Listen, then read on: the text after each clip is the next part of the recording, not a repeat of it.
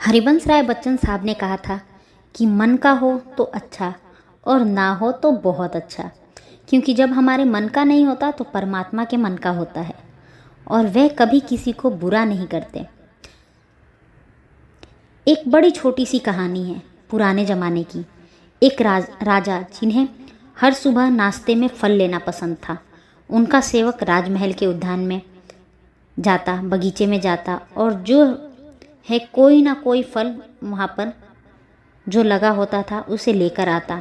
थाल में सजा के राजा को किसी बात से कोई लेना देना नहीं था। कैसी जो है उनकी वेशभूषा है, कैसी ड्रेस है, मतलब इन सब से कोई मतलब नहीं। भोजन में क्या बना है कोई मतलब नहीं। सुबह फल लेना है बस वो उनका निर्धारित था। बाकी वो दिन भर राज्य के कामों में लगे रहते थे। दिन भर जो है राजमहल के कामों में उनका दिमाग लगा रहता था।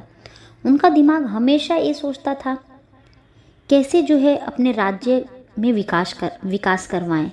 वो सेवक एक दिन सुबह सुबह जब पहुंचा राजमहल के दिन उद्यान में बगीचे में, तो देखता है कि वहाँ पर अंगूर का फल भी तैयार है।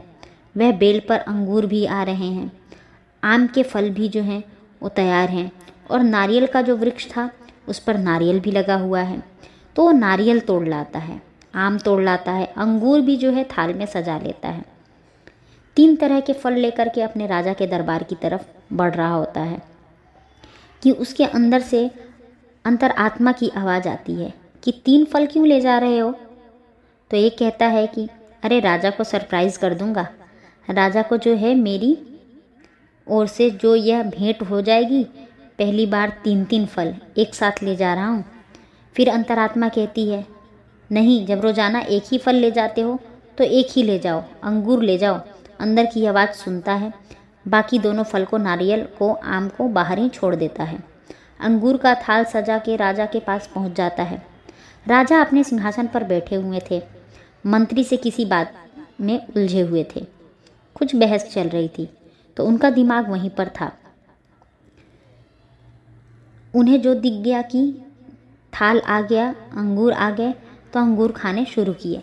एक अंगूर खाते, दूसरा अंगूर जो है सामने फेंक देते। सामने सेवक बैठा हुआ था, उसकी तरफ अंगूर उछल के आता। जैसे ही अंगूर उछल कर के आता वो परमात्मा को धन्यवाद देते, हे परमात्मा आपका धन्यवाद। फिर से राजा एक अंगूर खाते, फिर से सामने फेंकते, फिर खाते, फिर फेंकते। ये चलता रहा और जब जब जा रहा था वो सेवक जो था, जैसे ही उसकी तरफ अंगूर आता धन्यवाद करता। राजा जब उस बहस से बाहर निकले, उस बात से वापस वर्तमान में लौटे देखने लगे, अरे क्या हो रहा है। तो उन्हें रियलाइज़ हुआ कि ये मैं क्या कर रहा हूँ। मैं फल जो है खा रहा हूँ और एक बाहर फेंक रहा हूँ, यह क्या कर रहा हूँ। और राजा ने नोटिस किया कि जैसे ही मैं अंगूर खा रहा हूँ, दूसरा सामने फेंक रहा हूँ, तो जो सेवक है बार बार ऊपर वाले को धन्यवाद दे रहा है। तो राजा ने पूछा कि क्या कर रहे हो, बार बार ऊपर वाले को धन्यवाद क्यों दे रहे हो। सेवक ने कहा, अरे राजा साहब क्या बताऊँ, पूरी कहानी यह है कि मैं जब आज सुबह राजमहल के बगीचे में गया तो वहाँ 3 फल तैयार थे, नारियल भी था, आम भी थे, अंगूर भी था।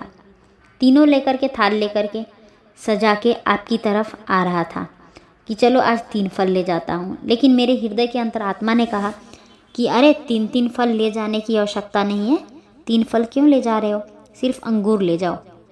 तो मैंने अपने अंतरात्मा की आवाज़ सुनी, सिर्फ अंगूर लेकर आया, नारियल और जो आम था वह बाहर ही छोड़ दिया। मैं इसलिए धन्यवाद कर रहा हूँ कि जब जब आप अंगूर खा रहे हैं और दूसरा मेरी तरफ फेंक रहे हैं, अगर मैं आम लेकर आ जाता, आप आम खाते फिर फेंकते, नारियल खाते उधर मेरी तरफ फेंकते, बहुत चोट लगती, सिर में चोट आ जाती। परमात्मा ने मुझे सही बुद्धि दी, मैं सिर्फ अंगूर लेकर के आया। राजा बहुत प्रसन्न हुआ, अपने